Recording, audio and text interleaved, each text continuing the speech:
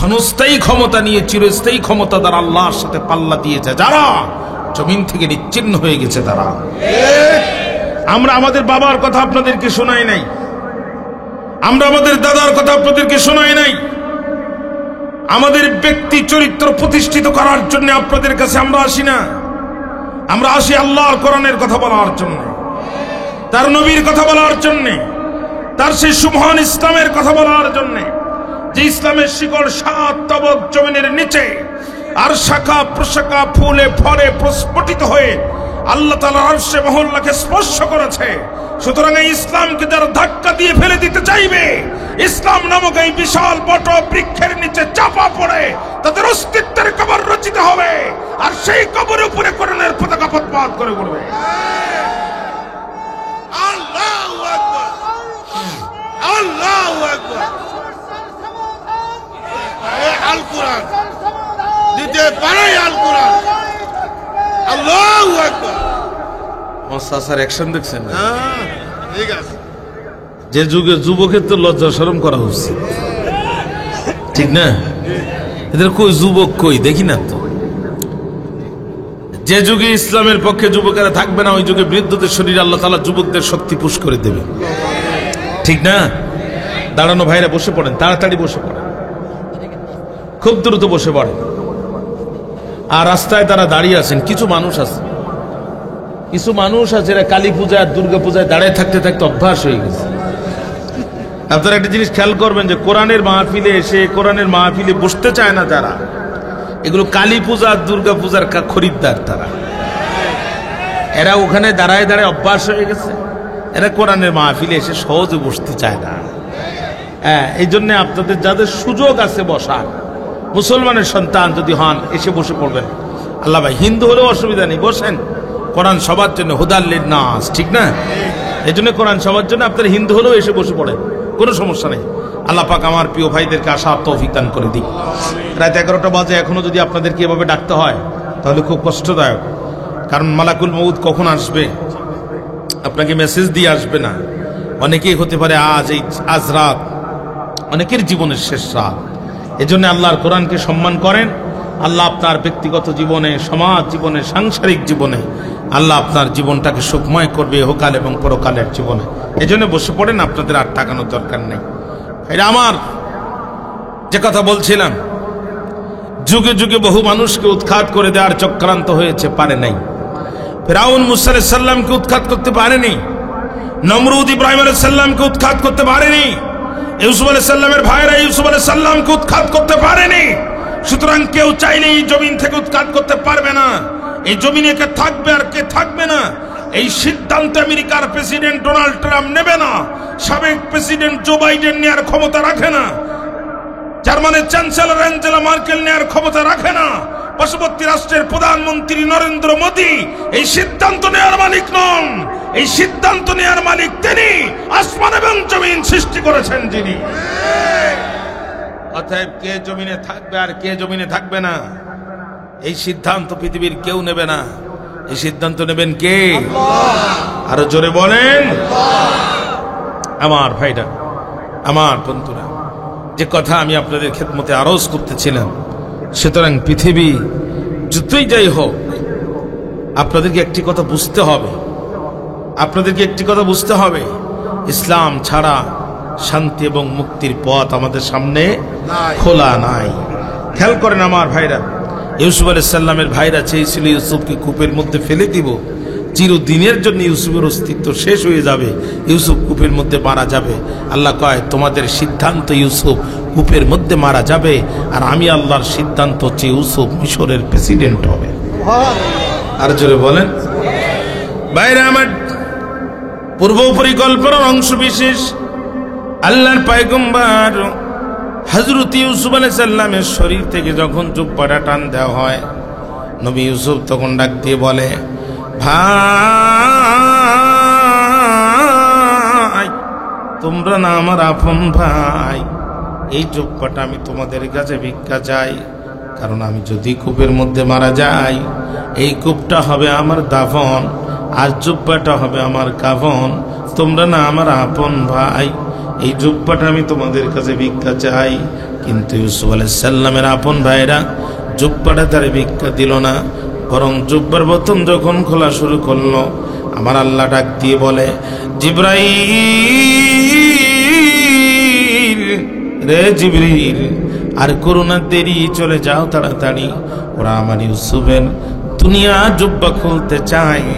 আমি আমার ইউসুফকে মিশরের, আমি আমার ইউসুফকে জান্নাতের জুব্বা পরাতে চাই। জুব্বা খুলে নিলেই একটি মানুষের ইজ্জত সম্মান নষ্ট করা যায় না। আল্লামা সাইদি, যাকে আমরা সুন্নতি পোশাক ছাড়া কোনোদিন অন্য কোনো পোশাকে দেখি নেই, দেখেছি আমার, বলেন প্রিয় ভাইরা, যার জন্য কাবা শরীফের দরজা খুলে দেওয়া হয়েছে। আমার কাঁধে যে রাওয়ালে মাত্র বাজার থেকে 200 টাকা দিয়ে কেনা, কিন্তু আল্লামা সাইদির গলায় আপনারা সারা জীবন যে কালো কাপড় দেখেছেন, পৃথিবীর কোন মার্কেটের কাপড় নয়। সৌদি বাদশা ফাহাদ বিন আব্দুল আজিজ তার বাংলাদেশ থেকে গেস্ট অফ অনার দিয়ে কাবা শরীফের কালো কাপড় কেটে তার গলার ভিতরে ঢুকায় দিয়েছে। বাংলাদেশ থেকে দুইজন মহান মানুষ বাংলাদেশ থেকে কাবা শরীফের ভিতরে ঢুকে আল্লাহকে সিজদা দেওয়ার সুযোগ পেয়েছে।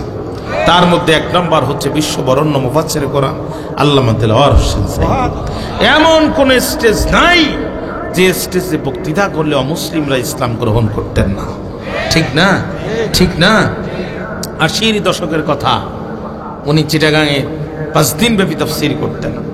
ঢাকা থেকে একজন বড় আলেমে দ্বীন উনি গিয়েছেন বিমানে সাইদি সাহেবের তাফসীর শোনার জন্য। 4 দিন তাফসীর করার পরে আল্লামা দেলোয়ার হোসেন সাইদি রহমাহুল্লাহ নিজের ব্যক্তিগত একটি কাজে উনি বিমানে ফ্লাইটে ঢাকা এসেছেন। আবার কাজটি সেরে বিকালবেলা উনি চিটাগাঙে যাচ্ছেন। প্লেনের ভিতরে বসা একজন বড় আলেমের সাথে ওনার দেখা। ভাই, আপনি কোথায় যান? চিটাগাঙে যাই। চিটাগাং কোথায় যান? আপনার তাফসীর শুনতে যাই। আশ্চর্য ব্যাপার, আপনি মাহফিলে যান অথচ আমার সাথে যোগাযোগ করেন না। আমি আপনাকে সাথে নিয়ে যাবো, আমার সাথে স্টেজে বসবেন। বলছে, না, আপনার ভিতরে আল্লাহ তাআলা কোরআনের একটা ভান্ডার দিয়েছে, আমি ওইটা শোনার জন্য প্রতি বছর যে মাঠে বসে আপনার জবান থেকে আলোচনা শুনি। আপনি 4টা দিন স্টেজ খুব গরম করেছেন, মানুষ ইমানের তারাক্তি মানুষের কলিজার ভিতরে এসেছে, স্লোগানে মানুষ মুখরিত হয়ে গেছে। কিন্তু আপনার হৃদয়ের ভিতরে আল্লাহ যে কোরআনের মধুর ভান্ডার দিয়েছে, ওইটা আপনি আজকে একটু ওপেন করবেন। ওই মধুটা নেয়ার জন্য আমি প্রতিটি বছর অনেক ঝামেলাকে বাদ দিয়া আমি মাঠে বসে তাফসীর শুনি, আপনাকে জানাই না। আল্লামা সাইদি সেই দিন কোরআন টু কোরআন কিয়ামত দিবসের উপরে তাফসীর করলেন। ওনার তাফসীরে এক মঞ্চে 27 জন মুসলিম কালেমা পড়ে ইসলাম গ্রহণ করলেন। 27 জন মুসলিম এক মঞ্চে ইসলাম গ্রহণ করলেন।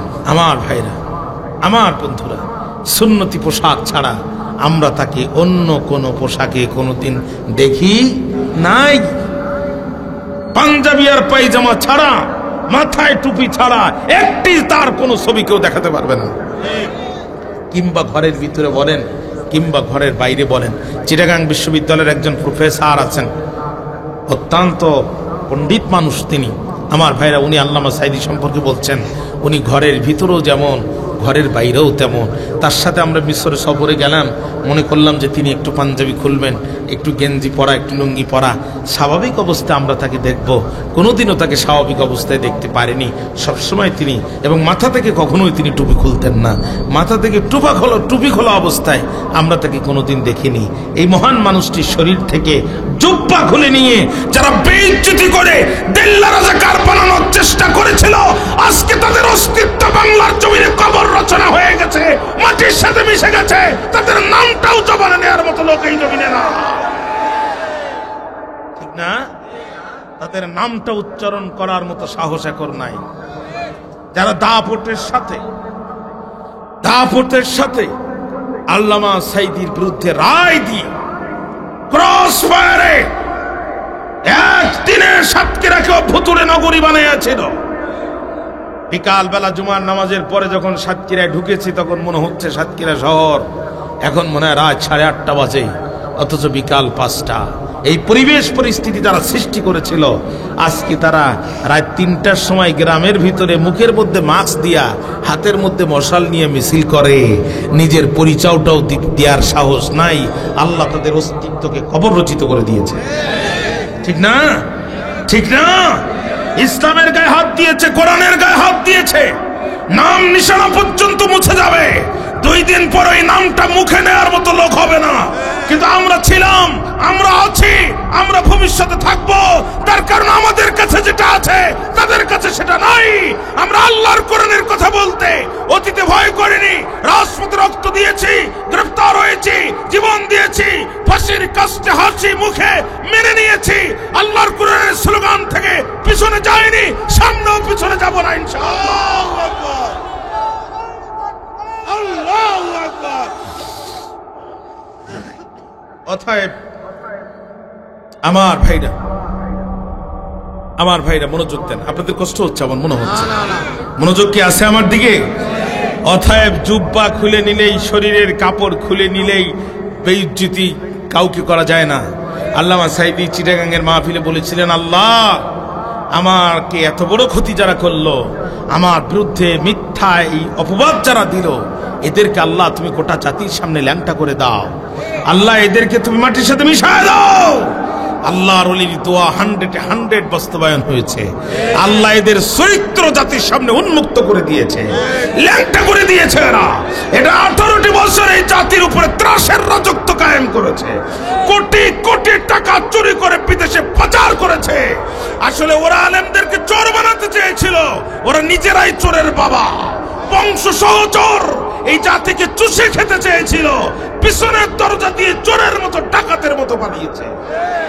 পিছনের দরজা দিয়ে চোর পালায়, পিছনের দরজা দিয়ে ডাকাত পালায়, পিছনের দরজা দিয়ে সন্ত্রাসী পালায়। কোন রাষ্ট্রনায়ক পিছনের দরজা দিয়ে পালায়, এটা পৃথিবীর ইতিহাসের প্রথম ঘটনা। পালানোর সময় বলছে আমার শাড়িটা নেওয়ার একটু দরকার ছিল। বলছে ম্যাডাম হাতে সময় নেই। কথা কন না কেন? বলছে তাহলে আমি একটু বক্তব্য দিতাম। বলছে ক্যামেরাম্যান পালাইছে বহুত আগে। বলছে আমার সে নিরাপত্তা প্রহরীরা কই? বলছে ওরা কাপড় চোপড় খুলে ফেলিছে। বলছে তাহলে আমি একটু বাবার যাও কবরটা জিয়ারত করতাম। ওই চিন্তা করেন না, ওখানে জিয়ারত করতে গেলে ওখানেই শুয়ে পড়া লাগবে না। তো বলছে তাহলে এখন কি করব বলে দাও। লোকজন রাগ করে বলছে পিছনের দরজা দিয়ে বেরিয়ে যাও, যাদের দালালি করেছো তাদের দেশে চলে যাও। কথা বলেন না কেন? কথা বলেন ভাইরা আমার। পিছনের দরজা দিয়ে বেরিয়ে গেল, হেলিকপ্টারে উঠলো। 20 বছর আগে আল্লামা দেলোয়ার হোসেন সাঈদী রহমাতুল্লাহ আলাইহি অত্যন্ত তত্ত্বহীন কণ্ঠে বলেছিল, টুপি আর দাড়ি পড়লে রাজাকার বলে গালিগালাজ করো, ইসলামের পক্ষে কথা বললে, কোরআনের পক্ষে কথা বললে, ইসলামী তাহজিব আর তামাদ্দুনের পক্ষে কথা বললে, আল্লাহর জমিনে আল্লাহর দ্বীন প্রতিষ্ঠিত করার কথা বললে মৌলবাদী বলে গালাগালি করো। শুনে রেখে দাও, এদেশের মৌলবাদরা যেদিন মূল শিকড় ধরে ঝাঁকি দিবে, মামুর বাড়ি দিল্লি যেয়ে পড়বা। আল্লাহর ওলির বক্তব্য 100 বাস্তবায়ন হয়েছে। কলকাতা এয়ারপোর্ট তার জায়গা দেয়নি, আগরগাঁও এয়ারপোর্ট তার জায়গা দেয়নি, বাইরে আগারগাঁও এয়ারপোর্ট তার জায়গা দেয়নি, আগরতলা এয়ারপোর্ট জায়গা দেয়নি, কলকাতা জায়গা দেয়নি। 3.5 ঘন্টা হেলিকপ্টার উপসে উড়েছে, শেষ পর্যন্ত দিল্লিতে জায়গা হয়েছে। এই বিপ্লবে কোন নাস্তিক রক্ত দেয়নি, কোন শাহবাগী রক্ত দেয়নি। কথা বলেন না কেন? এই বিপ্লবে রক্ত দিয়েছে আবু সাঈদ আর মুগ্ধের মতো বুক ভরা ইমানদার মানুষেরা। কলিজায় কি সাংঘাতিক পরিমাণ ইমান থাকলে পরে বন্দুকের সামনে বুক চেতিয়ে দিতে পারে, ঠিক না? গলি বুকের ভিতরে ঢোকার পরও মাথা উঁচু করে থাকতে পারে। কি সাংঘাতিক পরিমাণ ইমান কলিজায় থাকলে পরে এই কাজ করতে পারে। অতএব আমাদের হাতের প্রতিটা ঘন্টার, প্রতিটা মিনিটের, প্রতিটা সেকেন্ড অত্যন্ত গুরুত্বপূর্ণ। উঁচু টুপি, নিচু টুপি, শক্ত টুপি, নরম টুপি, কলিওয়ালা কলি ছাড়া, পাগড়িওয়ালা পাগড়ি ছাড়া কোনো কিছু বুঝি না। সব আলেমদেরকে এক টেবিলে উঠতে হবে, এক মঞ্চে বসতে হবে, আলেমদেরকে ঐক্য হতে হবে। যে আলেমরা ঐক্য করবে না, এরা জাতীয় গাদ্দার, বেঈমান, মুনাফিক, আব্দুল্লাহ ইবনে উবাই ইবনে সুলুল হিসাবে পরিচিতি লাভ করবে। কথা কেন বলছেন না প্রিয় ভাইরা? 2 নম্বর কমিউনিজম দেখেছি, ন্যাশনালিজম দেখেছি, সেকুলারিজম দেখেছি, বাবার শাসন দেখেছি, কন্যার শাসন দেখেছি। শুধু একটি বার 1500 বছর পূর্বে হেরা গুহায় নাজিল হওয়া এই কোরআনের শাসন ব্যবস্থার মাধ্যমে আমরা খলিফা ওমরের শাসন ব্যবস্থা দেখতে চাই। আমরা হযরত আবু বকরের শাসন ব্যবস্থা এই ভূখণ্ডে দেখতে চাই।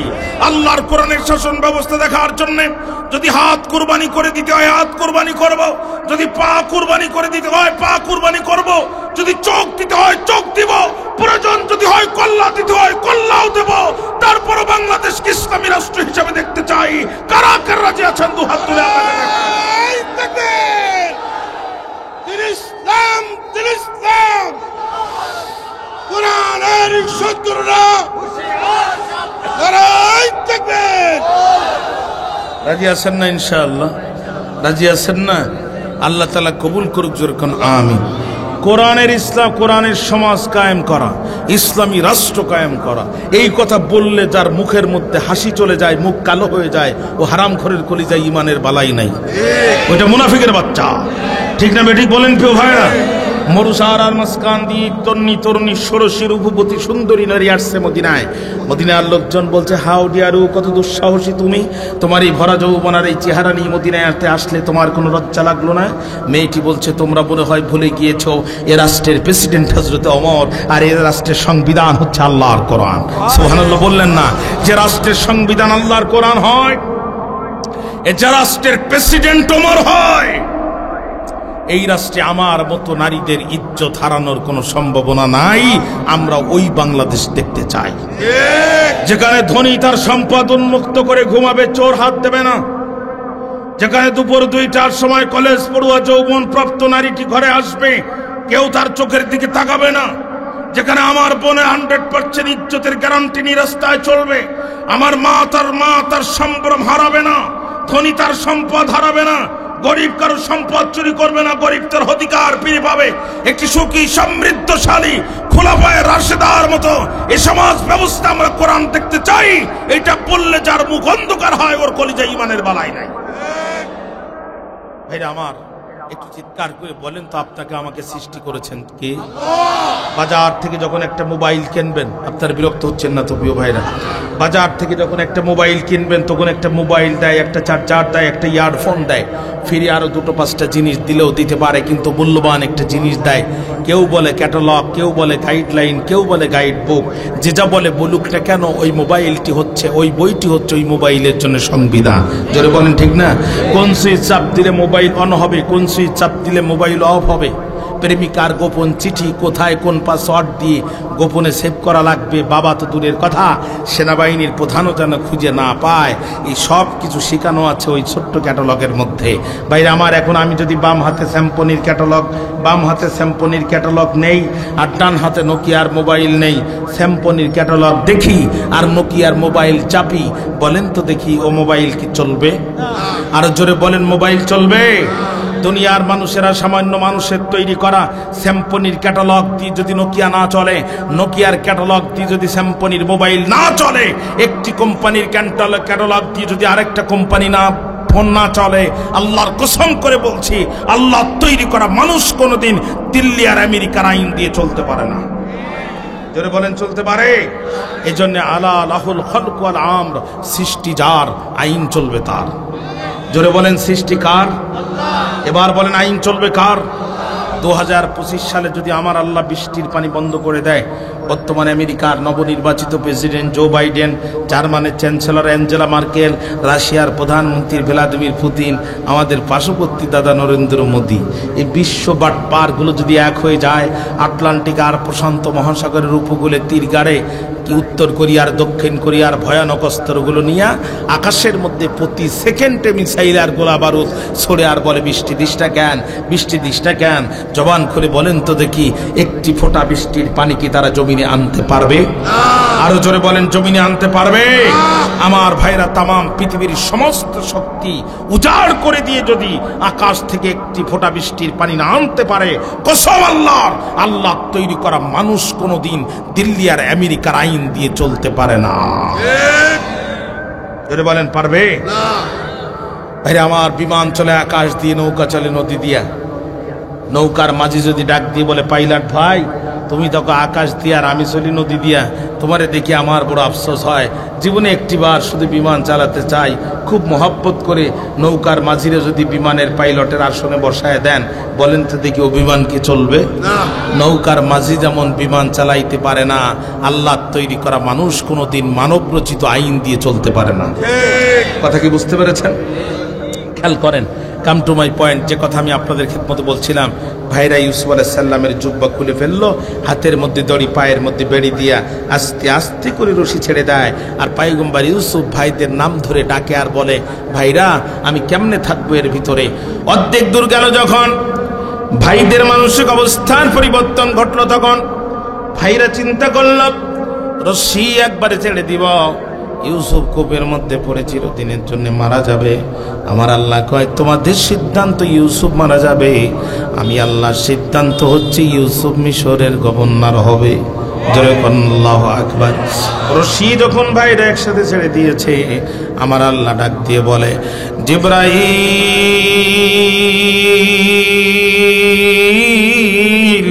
রে জিবরিল, আর করো না দেরি, চলে যাও তাড়াতাড়ি। ওরা আমার ইউসুফকে কূপের মধ্যে হত্যা করতে চায়, আমি আমার ইউসুফকে মিশরের প্রেসিডেন্ট বানাতে চাই। জিবরিল আমিন চলে আসলেন। ভাইরা আমার, জিবরিল আমিন আপনার আমার নবী মুহাম্মদুর রাসূলুল্লাহ সাল্লাল্লাহু আলাইহি সাল্লামের কাছে জিবরিল বলতেছেন, ইয়া রাসূলুল্লাহ, আপনি কত বড় নবী আপনি জানেননি? আল্লাহর নবী কয়, ভাই জিবরিল কি বলতে চান? ওগো নবীজি, আমি জিবরিল কোন নবীর কাছে এসেছি মাত্র 4 বার। আমি জিবরিল কোন নবীর কাছে এসেছি মাত্র 7 বার। কিন্তু আপনি এমন একজন নবী, আপনার কাছে এসেছি এবং আসবো সর্বমোট 24,000 বার। জোরে কোন আল্লাহু আকবার। ওগো নবীজি, এত দ্রুত আমি কোনোদিন আসি নাই, মাত্র 3 দিন পৃথিবীতে আমি খুব দ্রুত এসেছি। তার মধ্যে 1 নাম্বার দিন হলো ইউসুফের ভাইরা যখন তারে ধরে কূপের মধ্যে ফেলে দিল। আর আল্লাহ রাব্বুল আলামিন আমাকে নির্দেশ দিল, আল্লাহর ফেরেশতা জিবরিল 1 সেকেন্ড নয়, 1 মাইক্রো সেকেন্ডেরও কম সময় কূপের মধ্যে হাজির হয়ে গেল। মা যেমন তার সন্তানকে কোলে তুলে নেয়, আল্লাহর ফেরেশতা জিবরাইল হযরত ইউসুফ আলাইহিস সালামকে কোলের মধ্যে তুলে নিল। জিবরিল নবী ইউসুফের হাতের বেড়ি খুলে দিল, পায়ের দড়ি খুলে দিল, ইউসুফ আলাইহিস সালামের চোখের পানি মুছাই দিল। আর ডাক দিয়ে বলে, পয়গম্বর কানবেন না, আপনাকে সান্ত্বনা দেওয়ার মতো কোনো ভাষা আমি জিবরিলের নাই। তবে এতটুকু বলতে চাই, এই দিন দিন নয়, আরো দিন আছে। এই দিন নিয়ে যাবে সেই দিনের কাছে। আর যারা আপনাকে চূড়ান্ত জুলুম আর নির্যাতন করে গভীর কূপের মধ্যে ফেলে দিয়েছে, এমন একদিন আসবে এরা মাথা উঁচু নিচু করে আপনার কাছে ক্ষমা চাইতে বাধ্য হবে। এক মাগে শীত যায় না, আরো মাগ আছে। এই মাগের কাঁথা কম্বল নিয়ে যাবে সেই মাগের কাছে। বিয়াই গেছে বিয়ের বাড়ি বেড়াইতে, ছেলের বাবা মেয়ের বাবাকে বিয়াই বলে দেয়।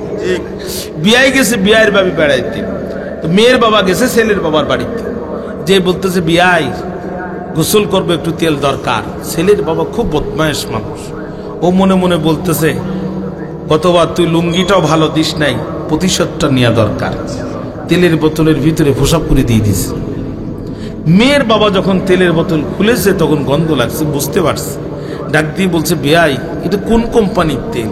ছেলের বাবাকে, আমি কোনো কোম্পানির তেল মাখি না, ওটা আমার নিজস্ব ঘানির তেল। মেয়ের বাবা তখন বুঝতে পেরেছে বিষয়টা, কিন্তু মনে মনে বলতেছে, বিয়াই তুমি যে আল্লাহর সৃষ্টি, আমি সেই একই আল্লাহর সৃষ্টি, ঘানি তোমারও যে কটা আমারও সে কটা। বিয়াই টেনশন করো না।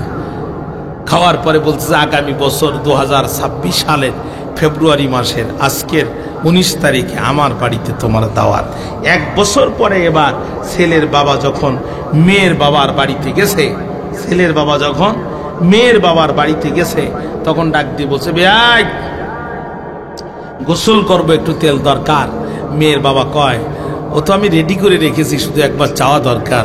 তেলের বোতলের ভিতরে পায়খানা ঢুকায় রাখছে। ছেলের বাবা যখন নিচে, বদমাইশ মানুষ তো বুঝে ফেলছে যে আমি বিআইকে দিয়েছিলাম কুইনাইন, বিআই আমাকে দিয়েছে অ্যান্টিবায়োটিক। ডাক দিয়ে বলছে, বিআই এটা কোন কোম্পানির তেল? ছেলের মেয়ের বাবা বলতেছে, তুমি যেহেতু নিজস্ব ঘানির তেল দিয়েছিলে, আমি কি আর দোকানের তেল দিয়ে তোমাকে অপমান করতে পারি? তুমি যে ঘানির তেল দিয়েছো এটা ঠিক তার পিছনের ঘানির তেল। কথা বল না, কথা বলেন। আলেমদেরকে বিদায় করার জন্য, ইসলাম আর ইসলামী মুভমেন্টকে উৎখাত করার জন্য, এদেশে কোরআনের পুনরুজ্জাগরণকে, কোরআনের পক্ষের আন্দোলনকে ঠেকানোর জন্য যারা অবৈধ ট্রাইব্যুনাল গঠন করে নিরপরাধ ফেরেশতা তুল্য মানুষদেরকে ফাঁসির কাস্টে ঝুলাইছিল, সেই উকিল, আদালত, অ্যাডভোকেট, চেয়ার, বেঞ্চ সবকিছু ঠিক আছে, শুধু ঘানিটা পরিবর্তন হয়েছে। আসামি বিবাদী হয়েছে আর বিবাদী আসামি হয়েছে। সবকিছু ঠিক আছে, শুধু ঘানিটা পরিবর্তন হয়েছে, ঠিক না? অতএব এক মাঘে শীত যায় না, আরো মাঘ আছে। এই মাঘের কাঁথা কম্বল গুলো নিয়ে যাবে সেই মাঘের কাছে। কথা বলেন, কথা বলেন। বাংলাদেশের মানুষের উপরে হওয়া প্রত্যেকটা জুলুমের বিচার আমরা চোখে দেখতে চাই। 2000 ছাত্র জনতা বুকের তাদের রক্ত দিয়ে যে স্বাধীনতা আমাদেরকে এনে দিয়েছে, এই স্বাধীনতার ফল আমরা ভোগ করতে চাই। গ্রামে গঞ্জে ঢুকে যে ওসিরা, যে ডিসিরা, যে এসপিরা প্রকাশ্যে দিবালোকে চাঁদাবাজি করেছে, মানুষদেরকে ধরে নিয়ে ক্রসফায়ারের ভয় দেখিয়ে জমি জায়গা ব্যাংক লুটে নিয়েছে, তাদেরকে আমরা প্রত্যেককেই বিচারের কাঠ করাতে দেখতে চাই। যদি বলেন ঠিক না? সেই কথা বলতেছেন জিবরিল আমিন। পয়গম্বর টেনশন করবেন না, এই দিন দিন নয়, আরো দিন আছে, এই নিয়ে যাবে সেই দিনের কাছে, আপনি টেনশন করেন না। ভাইরা আমার, ইউসুফ আলাইহিস সালামকে ভাইরা ফেলে দিল, এবার জুব্বাটা নিয়ে যেই চলে গেল, কি ওয়াজাউ আবাহুম ইশাআই ইয়াবকুন, সন্ধ্যাবেলা কানতে কানতে বাবা ইয়াকুব আলাইহিস সালামকে বলতেছে, আব্বা আব্বা, এই যে দেখেন আপনার ইউসুফের রক্তমাখা জুব্বা, আব্বা ইতনা যাহাবনা নাস্তাবিক, আমরা গিয়েছিলাম দৌড় প্রতিযোগিতায়, ও তারাকনা, ফেলে গিয়েছিলাম আমরা ইউসুফকে ইনদা নিকটে, মাতা আইনা, আমাদের মালপত্রের নিকটে, ফাআকালাহু যিবু, অতএব যা হওয়ার তাই হলো, বাঘ আসলো ইউসুফকে খেয়ে ফেললো।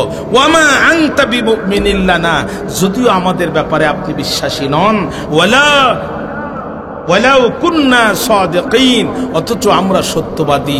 বাবা এই যে দেখেন আপনার ইউসুফের রক্তমাখা জুব্বা, ওয়াজাউ আলা কামিসিহি বিদামিন কাযিবিন, দামুন শব্দের অর্থ হচ্ছে রক্ত, আগে বা হরফ জার আসার কারণে এখানে কাসরা হয়েছে, বিদামিন কাযিবিন, মিথ্যা রক্ত।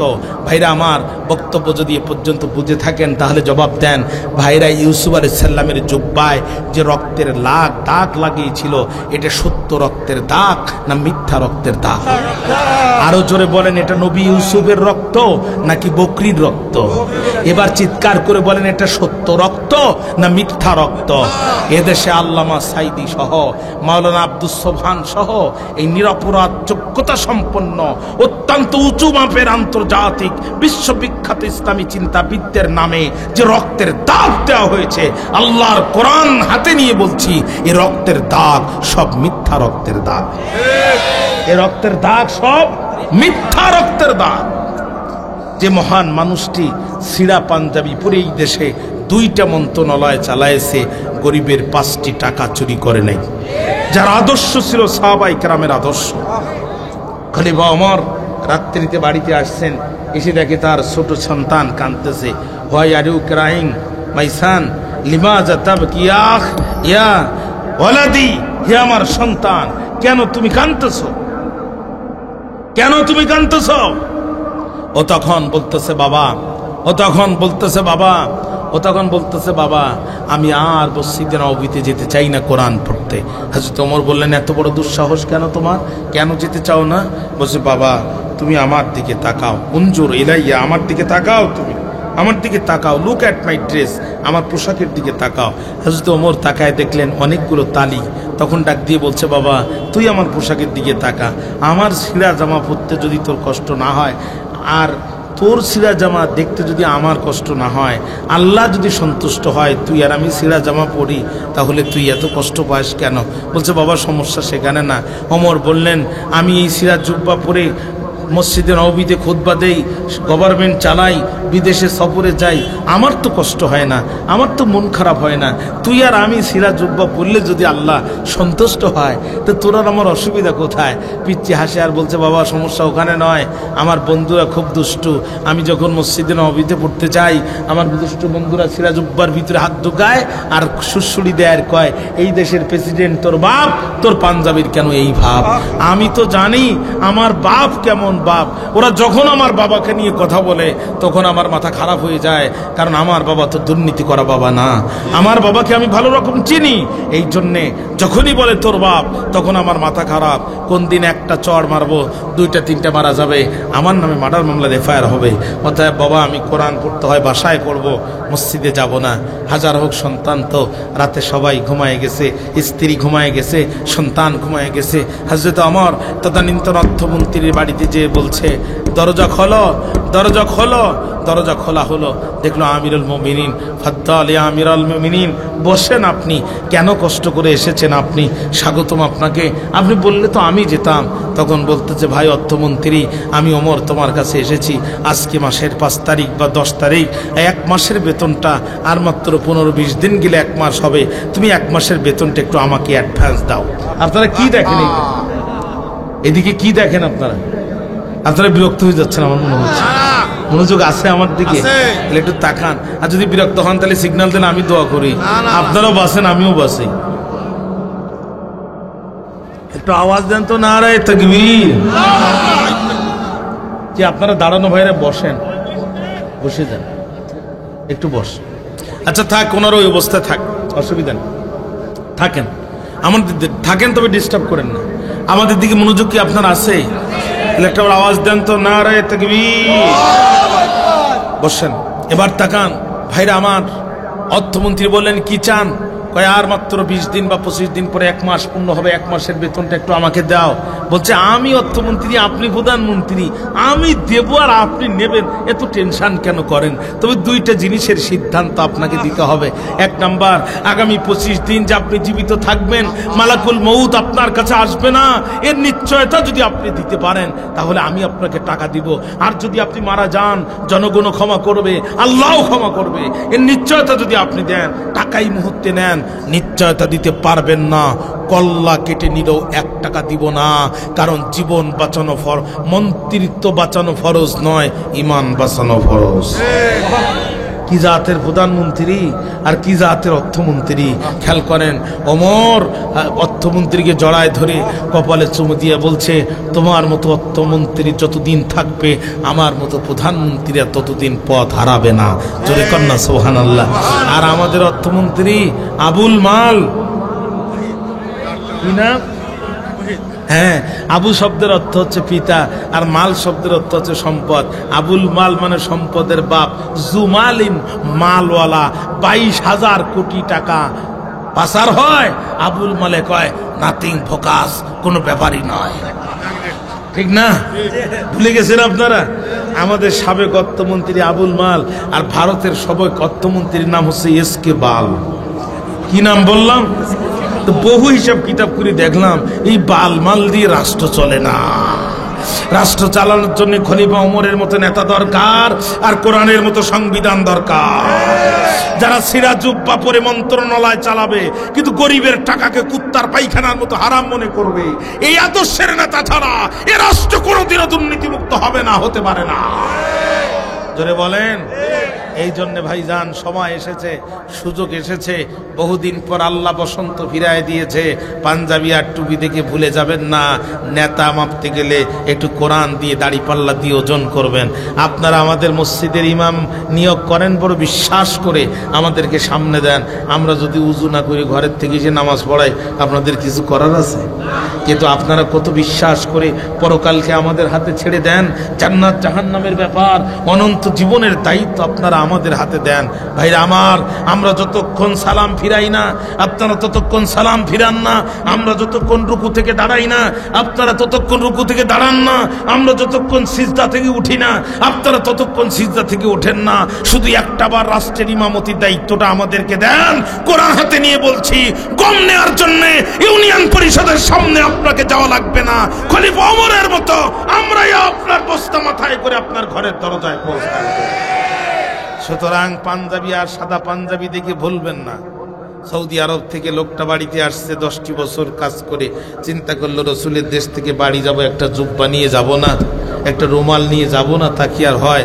ওমরা করে আসার সময় বেচারা বড় একটা জুব্বা কিনছে, কেনার পরে আসছে। আসার পরে আমার ভাইরা 3 দিন পরে চিন্তা করলো পাঞ্জাবিটা একটু পরি। বেচারা মাগরিবের নামাজের আগে পরছে পাঞ্জাবি, মাথায় দিছে টুপি, এর উপরে রুমাল, তার উপরে তাজ। বেচারা পড়তে গেছে মাগরিবের নামাজ, কিন্তু বেচারার মুখস্থ শুধু সূরা নাস। কি মুখস্থ? আপনাদের কষ্ট হচ্ছে, কি মুখস্থ? সূরা নাস। পড়তে গেছে কোন ওয়াক্তের নামাজ? মাগরিবের নামাজ।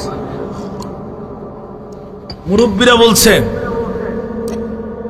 এখন আল্লাহর কি শান, ইমামও গেছে ছুটিতে, মুয়াজ্জিনও গেছে বেড়াইতে। ইমামও গেছে ছুটিতে, মুয়াজ্জিনও গেছে। এখন ইমামতির দায়িত্ব কার? পাঞ্জাবির ঝুল লম্বা। লোকজন বলছে বাপ সামনে যাও, ও বলছে এতটাই ফাও, লম্বা পাঞ্জাবি দেখলেই সামনে যাও। ও মোটে যাবে না, মুসল্লিরাও শুনবে না, বিপদে পড়ে গেছে।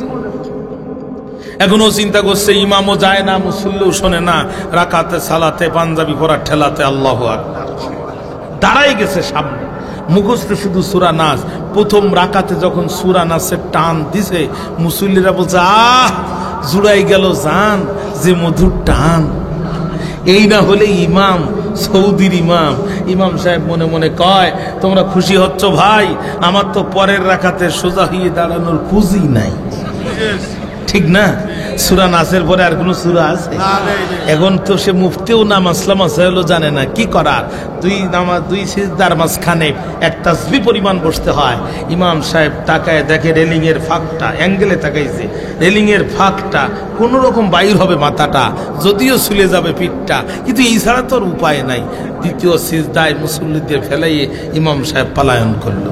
এখন আমাদের যাদের 20 বছর, আমাদের যাদের বয়স কম, তারা আল্লাহর মেহেরবানিতে আমরা অনেকক্ষণ সিজদায় থাকতে পারি, কিন্তু আমাদের মুরব্বী বাবাজিরা কি আর অতক্ষণ পারে? অনেক গ্যাস্ট্রিকের রুগী, সে উজু করি মসজিদে আসতে আসতে তো উজু শেষ, তো চাচারা শুধু সিগন্যাল মারে, তার মানে ওটা কাশি না, ইমামকে দ্রুত তোলার বাসি। ঠিক না? এক চাচা তো বলেই ফেললো ইমাম সাহেব তুমি ওঠো বাপ, আমার উজু যায় যায় ভাব। তারপরে ওঠে না। আর এক চাচা পাশের এক ছোট্ট ছেলেকে বলছে খোকা তুমি একটু মাথা উঁচু করে দেখো তো, ও মরল না স্ট্রোক করলো?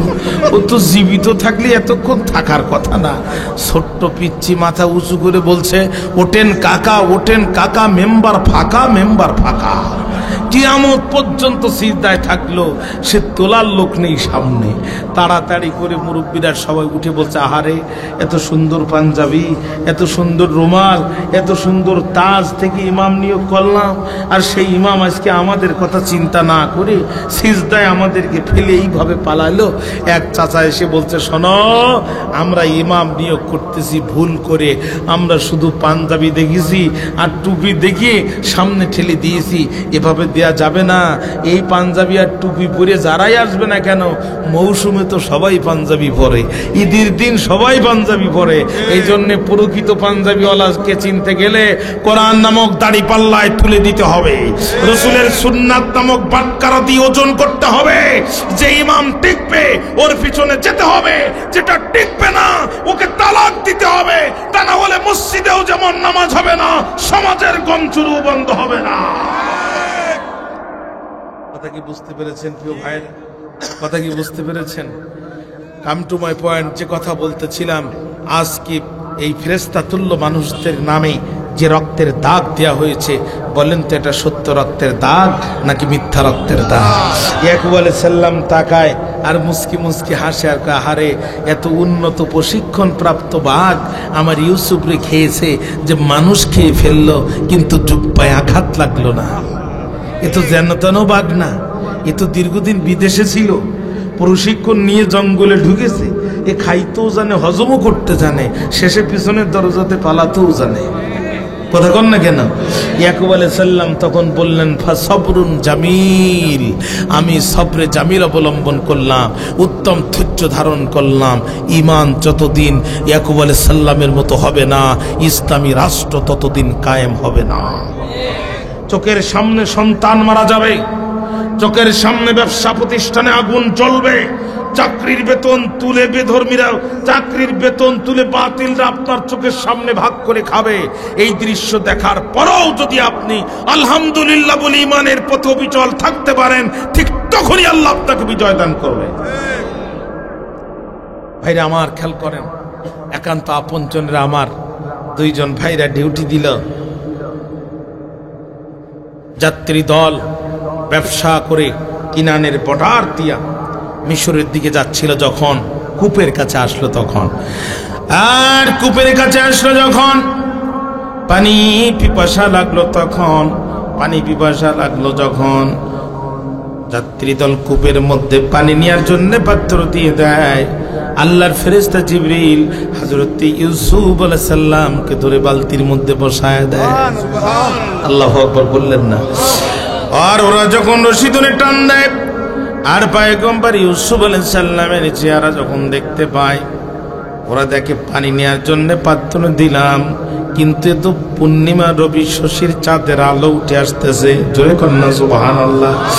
ওরা চিৎকার করে বলছেন, ক্বালা ইয়া আবু সুনাব হাদা গোলাম, ওরে পানি নেওয়ার জন্য পাত্র দিলাম, এ কত চমৎকার গোলাম পেয়ে গেলাম। চিৎকার করে বলছে, সুসংবাদ সুসংবাদ, মুসা আলাইহিস সালামের লাঠি ছিল মুজিজা, আর ইউসুফ আলাইহিস সালামের চেহারাই ছিল মুজিজা। জোরে কোন আল্লাহু আকবার।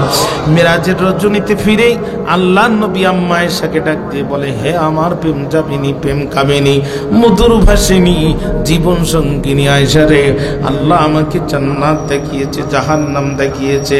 আয়েশা রে, আল্লাহ আমার ভাই ইউসুফের সাথে আমার সাক্ষাতের সুযোগ করে দিয়েছে। আম্মা আয়েশা ডাক দিয়ে বলে, ইয়া রাসূলুল্লাহি ইয়া হাবিবাল্লাহ আনতা ইমামুল আম্বিয়া লা শাক্কা ফিহি, ওগো নবী, আপনি যে নবীদের নেতা, এ ব্যাপারে বিন্দুমাত্র সন্দেহ নাই। একজন সাধারণ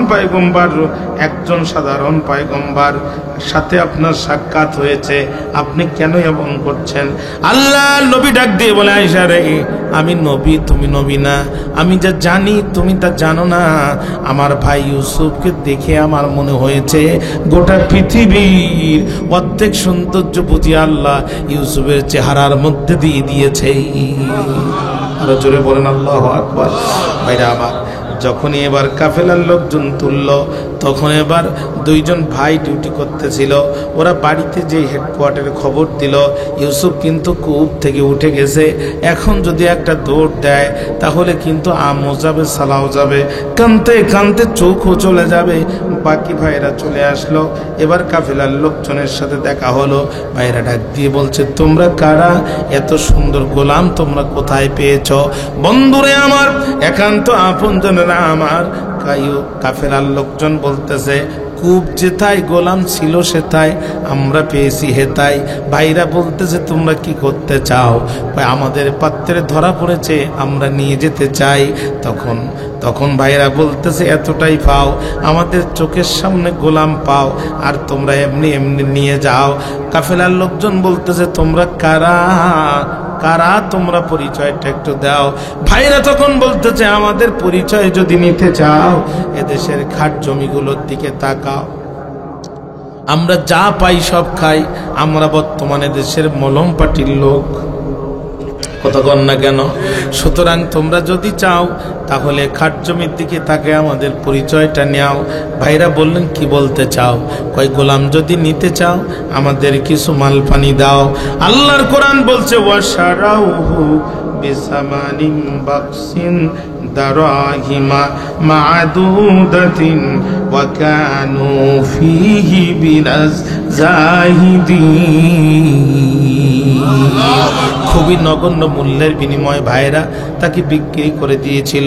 আর এই বিষয় ছিল তারা লোভ লালসাহীন। আয়াতের তাফসিরে ইমাম কুরতুবী রহমাতুল্লাহ আলাই তাফসিরে কুরতুবীর মধ্যে বলেন, দুইটা সত্ত্বে আপন ভাইরা সেই দিন বিক্রয় করে দিয়েছিল। আপনারা বিরক্ত হয়ে যাচ্ছেন? আমি কি শেষ করে দেব? ভাইরা 12:15 শেষ করব, আমি আর আধা ঘন্টা কথা বলবো, আপনারা একটু মেহরবানি করে মনোযোগ দেন। বন্ধুরা আমার খেয়াল করেন, আপন ভাইরা সেই দিন বিক্রি করে দিয়েছিল। আয়াতের তাফসিরে ইমাম কুরতুবী রহমাতুল্লাহ আলাই বলেন, দুইটা সত্ত্বে ভাইরা বিক্রি করে দিয়েছিল। এক নাম্বার, এ গোলাম বড় চালাক গোলাম, স্বাভাবিকভাবে এখানে নেওয়া যাবে না, এখানে আর দাঁড়াতে পারবে না, এই মুহূর্তে স্থান ত্যাগ করতে হবে। দুই নম্বরে, এই গোলাম বড় চালাক গোলাম, এ যদি একবার ছাড়া পায় তোমরাও খুঁজে পাবা না, আমরাও খুঁজে পাবো না। অথায় বেড়ে নিয়ে যাব যখন, হাত আর পা বেঁধে নিয়ে যাবে তখন হাত আর পা বাঁধা হলো, আবারও উটের পিঠে চড়ানো হলো। এবার যখন রওনা শুরু করে দিল, তাফসীরে কুরতুবী লেখে, কিছু দূর যাওয়ার পরে নবী ইউসুফ দেখতে পায় ওই যে মা রাহিলার কবর দেখা যায়। মায়ের কবর দেখে বড় আবেগে আপ্লবিত হয়ে পড়লেন আল্লাহর নবী। উটের পিঠ থেকে একটা লাফ দিয়ে জমিনে নামলেন, হামাগুড়ি দিতে দিতে দিতে দিতে মায়ের কবরের সামনে গেলেন। তাফসীরে কুরতুবী লেখে, ইউসুফ আলাইহিস সালাম মায়ের কবর থেকে দুই চোখ দিয়ে তার অনল ধারার মতো পানি পড়তেছে। আর মনে বড় কষ্ট নিয়ে হৃদয়ের সবটুকু মায়া কণ্ঠের ভিতরে উদিত করে নবী ইউসুফ ডাকে, ইরফা রাসাকি ইয়া উম্মি। তাফসীরে কুরতুবী হাসিয়া, ও মা, কবর থেকে একটাবার মাথাটা উঁচু করে দাও, তোমার ইউসুফ তোমারে জীবনে একটাবার দেখতে চায়। ভাইরা আমার, আকাশ বাতাস ভারী হয়ে উঠছে নবী ইউসুফের কান্নায়। হাতে দড়ি, পায়ের মধ্যে বেড়ি, চোখের মধ্যে পানি, সামনে মায়ের কবর। কিন্তু কাফেলার লোকজন মনে করলো ইউসুফ মনে হয় পালাচ্ছে, এই জন্য পিছন দিক থেকে যেয়া নবী ইউসুফের উপরে একটা আঘাত করে দিলেন।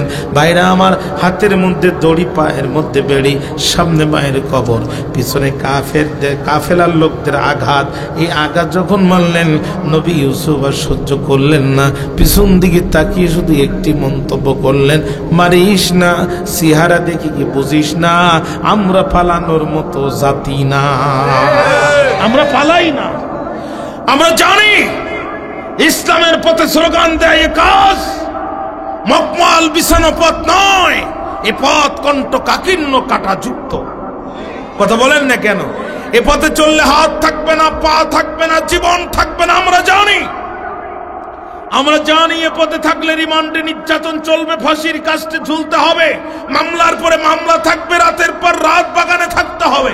এটা আমরা জেনে বুঝেই এই ভূখণ্ডে কোরআনের আওয়াজ দিয়েছি, পিছনের দরজা দিয়ে পালানোর জন্য নয়, বরং আল্লাহর কোরআনের রাজ কায়েম করার জন্য। হয় এই ভূখণ্ডে কোরআনের রাজ কায়েম হবে, তা না হলে এ দেহ শহীদ হয়ে জান্নাতে চলে যাবে। পালানোর জন্য আমরা ময়দানে কাজ করি না। এরপরও আঘাত বন্ধ হলো না। আঘাত যখন করলো, নবী ইউসুফ আর কাল বিলম্ব করলো না, আকাশের দিকে তাকিয়ে কি যেন দোয়া করে দিল। মুহূর্তের ভিতরে পরিষ্কার পরিচ্ছন্ন আকাশ অন্ধকার হয়ে গেল, অন্ধকার হয়ে গেল। বালু ঝড় শুরু হয়ে গেল, চোখ খুলতে পারছে না, চোখের মধ্যে বালু ঢুকে যাচ্ছে। তখন একজন আরেকজনকে বলছে, এই আমাদের সে গোলাম কোথায়, আমাদের সে গোলাম কোথায়? একজন আরেকজনকে বলছে, আমাদের সে গোলাম কোথায়? বলছে, খবরদার আর একটি আঘাত করো না, আমি খুব কাছে ছিলাম, আমি নিজে দেখেছি, আমি খুব কাছে ছিলাম, আমি নিজে দেখেছি। ওই গোলাম আকাশের দিকে তাকিয়ে কি যেন বলেছে, কথা বলতে দেরি হয়েছে, আকাশ অন্ধকার হতে দেরি হয়নি। জোরে কন্যা সুবহানাল্লাহ, আরো জোরে কন্যা সুবহানাল্লাহ। সুতরাং এই গোলামের সাথে সম্পর্ক তার, আসমান জমিনের মালিকানা যার। মোল্লার পাঞ্জাবি সিরা, এই জন্য মোল্লার সাথে ঘৃণা করবেন না, মোল্লার সাথে কিন্তু আল্লাহর সম্পর্ক। টের পাইছেন না? মোল্লার বদদোয়া কবুল হয়নি, অস্তিত্ব মাটির সাথে মিশে গেছে, নামটাও মুখে নেয়ার মতো লোক নাই। এরকম বক্তৃতা 6 মাস আগে করলে পুলিশ এই গ্রামের মাটি সহ তুলে নিয়ে যেত, ঠিক না? বলে বক্তারে তো ধরতে পারলাম না, এর দাওয়াত দিতেছে কিটা, কথা কন না কেন? মাটি সহ তুলে নিয়ে যেত। এখন তারা কোথায়? কোনো শব্দ নাই। রাস্তাঘাটে যাই, আগে দেখতাম রাস্তায় 3টা জিনিস, আপনার তো ওয়াজ করে ঘুম পড়বেন। আমরা যখন রাস্তাতে যাব তখন 3টা জিনিস দেখতাম, পুলিশ, বক্তা আর কুত্তা। এই ছাড়া রাস্তায় আর কিছু থাকতো না। এখন শুধু বক্তার কুত্তা থাকে, পুলিশের চেয়ার আর নাই। কথা বল না? হ্যাঁ, সেদিন সাতক্ষীরা শহরে মাহফিল করে আমি যাচ্ছি মিষ্টির দোকানে, একটু বাসার জন্য মিষ্টি নেব, যে দেখলাম কয়েক পুলিশ অফিসের দোকানের মধ্যে বসে রয়েছে। আমি বললাম, বাবা 6 মাস আগে এই অবস্থা দেখলে গাড়ি ব্রেক করে যদি দেখতাম পুলিশ, এখানে নামা তো দূরের কথা, যেতে পারলে বাসি। কিন্তু আল্লাহ যেমন পরিবেশ দিছে যে আজকে আমাদের আর পুলিশ দেখলে ভয় লাগে না। ঠিক না? ঠিক না? আহা আহা, ভাইরা আমার, বক্তব্য লম্বা করবো না। ওরা বুঝতে পারলে এ গোলাম সাধারণ গোলাম নয়। নবী ইউসুফের কাছে ওরা ক্ষমা প্রার্থনা করলো, আল্লাহর পয়গম্বর ক্ষমা করে দিলেন। আকাশের দিকে তাকিয়ে কি যেন বললেন, মুহূর্তের মধ্যে অপরিষ্কার ঘনাঘাটা দুর্যোগপূর্ণ আবহাওয়ার আকাশ পরিষ্কার পরিচ্ছন্ন হয়ে গেল। আল্লাহু আকবার বললেন না? মিশরের দিকে রওনা দিল, নীল নদী গোসল করালো, রাতের ভ্রমণের ক্লান্তি তার দূর হয়ে গেল। চেহারা তেমনি সুন্দর, নীল নদী গোসল করার পরে চেহারা আরো ঝলমল ঝলমল করতেছে। বাজারে তুললো, ওই দিন বাজারে গিয়েছিলেন যিনি মিশরের সবচেয়ে প্রভাবশালী ব্যক্তি, তিনি ইবনে কাসিরে তার নাম এসেছে প্রতিবার, তাফসিরে কুরতুবিতে তার নাম কিতফির, কেউ বা বলছেন তার নাম ইতফির, কেউ বা বলছেন তিনি মিশরের তৎকালীন সেনাবাহিনীর প্রধান ছিলেন। হাফেজ ইমাদউদ্দিন ইবনে কাসির রাহমাতুল্লাহ আলাইহি অত্যন্ত লম্বা আলোচনা করে তিনি প্রমাণ করেছেন তিনি মিশরের তৎকালীন খাদ্যমন্ত্রী ছিলেন। নাম তার পুতিফার, আজিজে মিসর বলে তারা সবাই চিনে। ভাইরা আমার, সুন্দরী স্ত্রী জুলেখার জন্য একটি গোলাম খরিদ করতে বাজারে আসলেন। আর ইউসুফ আলাইহিস সালামের চেহারাটা দেখলেন, উনি রাজনীতি করা মানুষ, বড় অভিজ্ঞতা সম্পন্ন মানুষ, দেখেই বুঝতে পারলেন এই গোলাম সচরাচর বাজারে ওঠার কথা না। এই জন্য মুখে বললেন বিকাম দাম কত, আর হাতটা নবী ইউসুফ আলাইহিস সালামে ধরলেন যেন পাশ থেকে আর একজন চট করে দাম বেশি বলে না দিতে পারে। মুখে বললেন দাম কত, হাতটা ধরছে। দেখবেন যারা মুরব্বী মানুষ বাজারে কিছু কিনতে গেলে যদি পছন্দ হয় তাহলে ওইটা আগে ধরে, তারপরে দামটা বলে, ঠিক না ভাইরা আমার?